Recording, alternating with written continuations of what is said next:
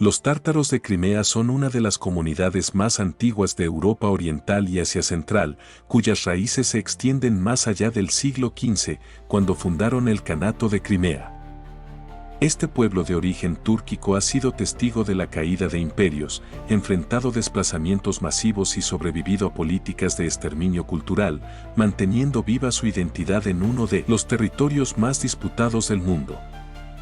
Para comprender a fondo la historia de los tártaros de Crimea, es esencial abordar varios aspectos clave, incluyendo su formación como poder regional, la anexión por parte del Imperio ruso, la brutal deportación durante la era estalinista y su lucha continua por preservar su cultura bajo el dominio de Rusia en el siglo XXI.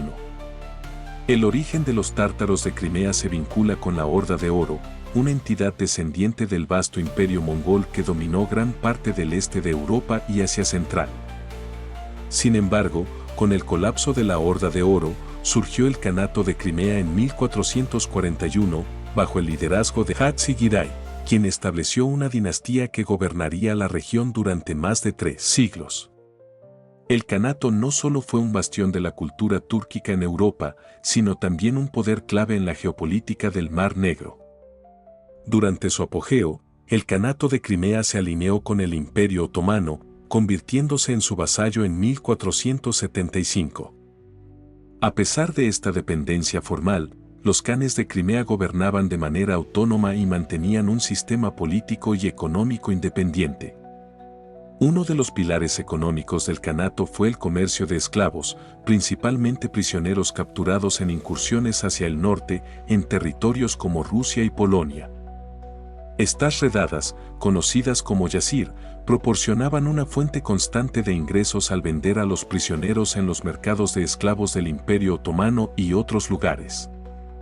Aunque esto permitió la prosperidad económica del Kanato, también exacerbó las tensiones con sus vecinos, en particular con Moscovia, que veía en las incursiones tártaras una amenaza constante.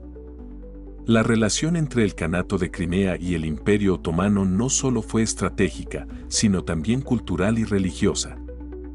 El Islam sunita, que se había establecido en Crimea desde el siglo XIII, floreció bajo la influencia otomana y la sociedad tártara desarrolló una rica tradición literaria y cultural, con poetas y estudiosos que contribuyeron al renacimiento cultural islámico en la región.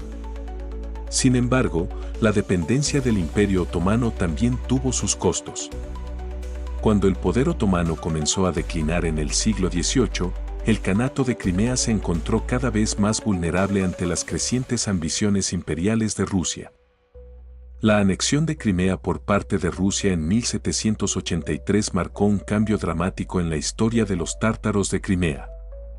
Tras la victoria de Rusia sobre el Imperio Otomano en la Guerra Ruso-Turca, 1768 a 1774, el Tratado de Kukuk-Kainarka permitió a Rusia reclamar oficialmente Crimea.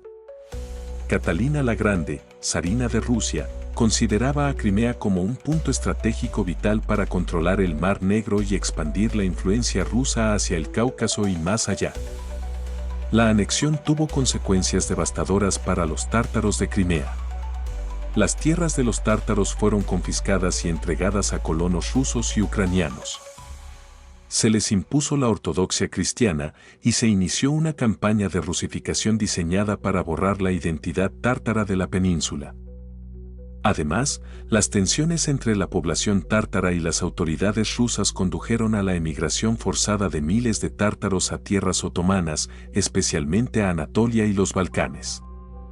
Se estima que durante el siglo XIX, hasta 300.000 tártaros abandonaron Crimea, lo que redujo considerablemente su presencia en la región.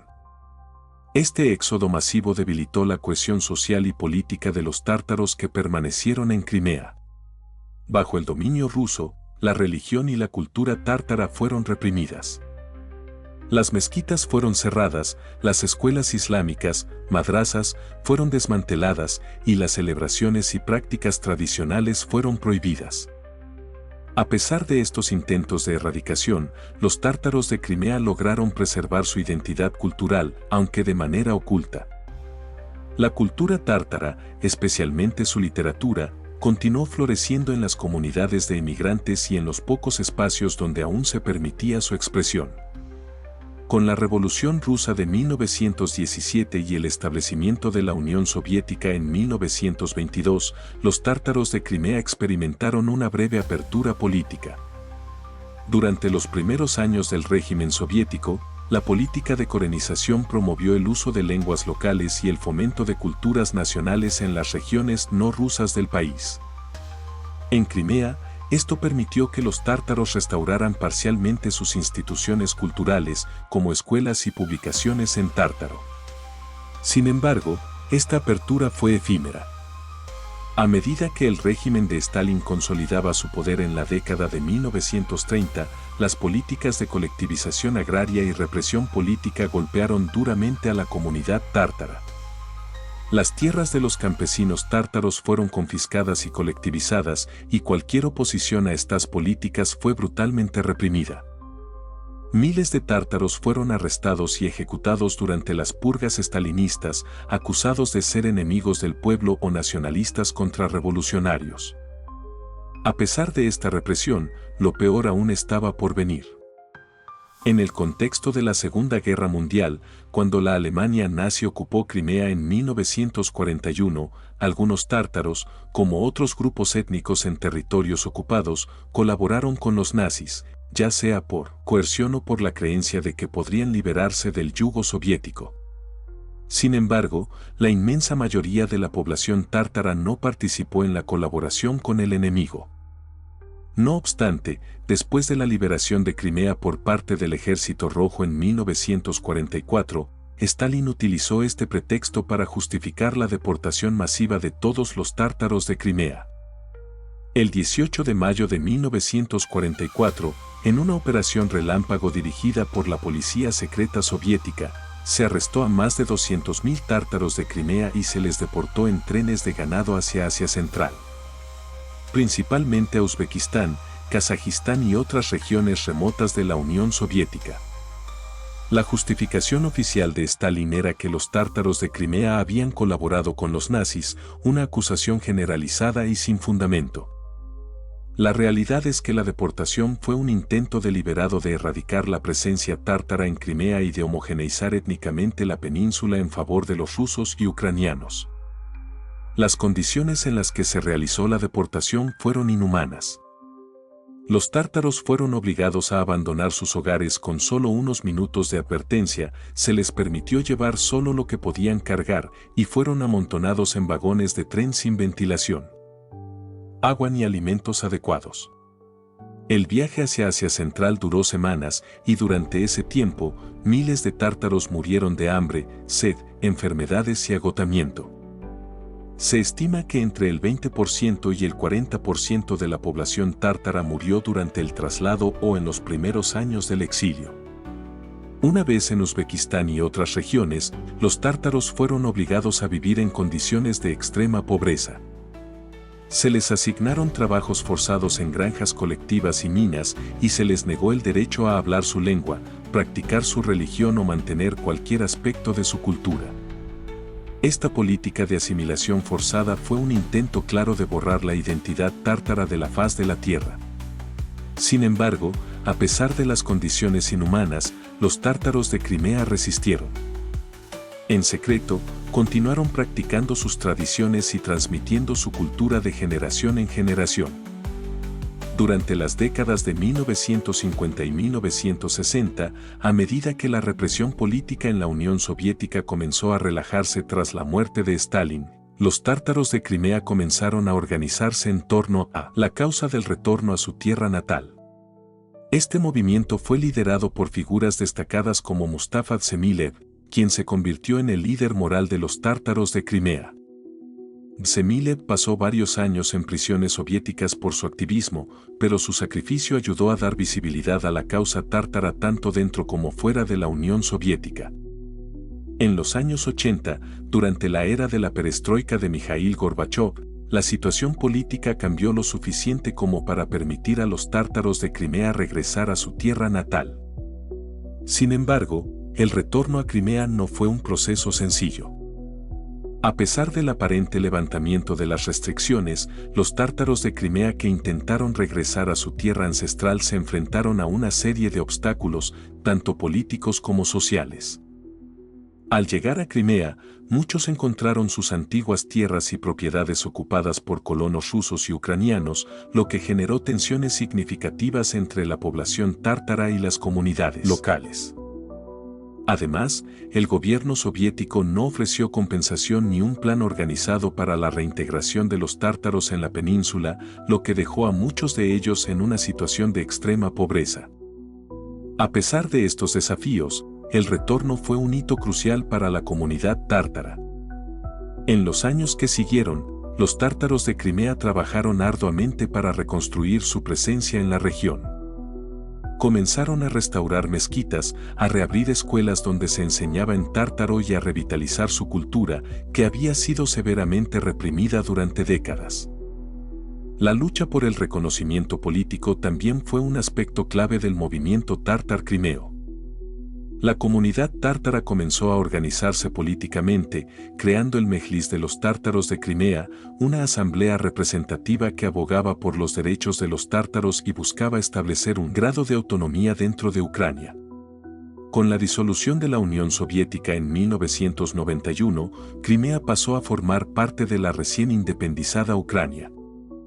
Para los tártaros de Crimea, este periodo representó una oportunidad para avanzar en sus reivindicaciones políticas y sociales. Aunque la situación no era fácil, ya que Crimea seguía siendo una región predominantemente rusa en cuanto a población y cultura, los tártaros encontraron en el nuevo Estado ucraniano un aliado para la promoción de sus derechos. En 1991, el líder del movimiento tártar, Mustafa Dzhemilev, fue elegido como diputado en el Parlamento ucraniano, lo que fortaleció la representación tártara en la política nacional. A lo largo de las décadas de 1990 y 2000, la situación de los tártaros de Crimea fue mejorando paulatinamente, aunque no sin problemas. El gobierno ucraniano permitió el regreso de más tártaros exiliados, reconoció su estatus de comunidad nativa de Crimea y facilitó la reconstrucción de su infraestructura cultural. Sin embargo, la pobreza seguía siendo un problema endémico en las comunidades tártaras y las tensiones con la población rusa en la península persistían. La lucha por la tierra, en particular, fue un tema espinoso, ya que los tártaros buscaban recuperar las propiedades que habían sido confiscadas durante su deportación, mientras que los colonos rusos se resistían a cederlas. A pesar de estos obstáculos, la comunidad tártara de Crimea comenzó a experimentar un renacimiento cultural. La lengua tártara volvió a enseñarse en las escuelas, las celebraciones islámicas y tártaras ganaron mayor visibilidad y la comunidad comenzó a restablecer su tejido social. En términos políticos, el Mejlis desempeñó un papel crucial en la defensa de los derechos de los tártaros, tanto a nivel local como nacional, y trabajó para garantizar que los tártaros tuvieran voz en las decisiones que afectaban a la península. La anexión de Crimea por parte de Rusia en 2014 representó un punto de inflexión dramático para la comunidad tártara. Durante las protestas que precedieron a la anexión, la mayoría de los tártaros de Crimea se opuso firmemente a la intervención rusa. Muchos veían en Rusia el fantasma de la represión soviética y temían que, bajo el nuevo control ruso, los derechos que habían recuperado tras la independencia de Ucrania se verían nuevamente en peligro. Estas preocupaciones no tardaron en materializarse. Tras la anexión, las autoridades rusas iniciaron una campaña de represión contra los líderes y activistas tártaros. El Mejlis fue declarado organización extremista por el gobierno ruso y prohibido. Numerosos líderes tártaros, incluidos Mustafa Dzhemilev y Refat Chubarov, fueron exiliados o encarcelados, y cualquier intento de protesta pacífica fue sofocado. La represión también incluyó la restricción de los medios de comunicación en lengua tártara y la imposición de barreras a las actividades culturales y religiosas de la comunidad. Además de la represión política, muchos tártaros fueron objeto de acoso y discriminación por parte de las autoridades y la población rusa de Crimea.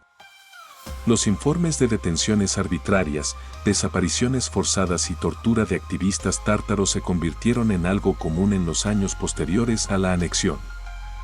Organizaciones internacionales de derechos humanos, como Amnistía Internacional y Human Rights Watch, han documentado numerosos casos de violaciones a los derechos humanos cometidas contra los tártaros de Crimea, denunciando la situación como una grave crisis de derechos humanos. A pesar de la represión y los desafíos que enfrentan, los tártaros de Crimea han continuado luchando por su identidad y derechos. La comunidad internacional ha expresado su apoyo a los tártaros de Crimea, pero las acciones concretas han sido limitadas. Las sanciones impuestas a Rusia por la anexión de Crimea han tenido un impacto limitado en la situación de los tártaros y la presión diplomática no ha logrado revertir el control ruso sobre la península. A nivel cultural, los tártaros han seguido trabajando para preservar su lengua, religión y costumbres, aunque bajo condiciones cada vez más restrictivas. Las mezquitas tártaras han sido objeto de inspecciones y cierres por parte de las autoridades rusas y la enseñanza en lengua tártara ha sido restringida en las escuelas, lo que amenaza la transmisión de la cultura a las nuevas generaciones. En el plano político, los líderes tártaros en el exilio, como Mustafa Dzhemilev, han continuado su labor de defensa de los derechos de su comunidad, abogando por el reconocimiento internacional de las violaciones cometidas en Crimea y buscando apoyo para revertir la anexión. Sin embargo, las perspectivas de una solución a corto plazo parecen limitadas y la comunidad tártara se enfrenta a la posibilidad de un largo periodo de represión y marginalización bajo el control ruso. En conclusión, la historia de los tártaros de Crimea es una historia de resistencia, supervivencia y lucha constante por la preservación de una identidad que ha sido amenazada una y otra vez a lo largo de los siglos. Desde su apogeo en el Kanato de Crimea hasta las deportaciones masivas de 1944, y desde su renacimiento cultural bajo el Estado ucraniano hasta la represión tras la anexión rusa, los tártaros han demostrado una capacidad increíble para adaptarse y resistir frente a la adversidad. Hoy, los tártaros de Crimea continúan enfrentando desafíos abrumadores, pero también siguen luchando por su derecho a existir como pueblo en su tierra ancestral. A pesar de las dificultades, su historia sigue siendo un poderoso recordatorio de la importancia de la resistencia cultural y de la lucha por la justicia.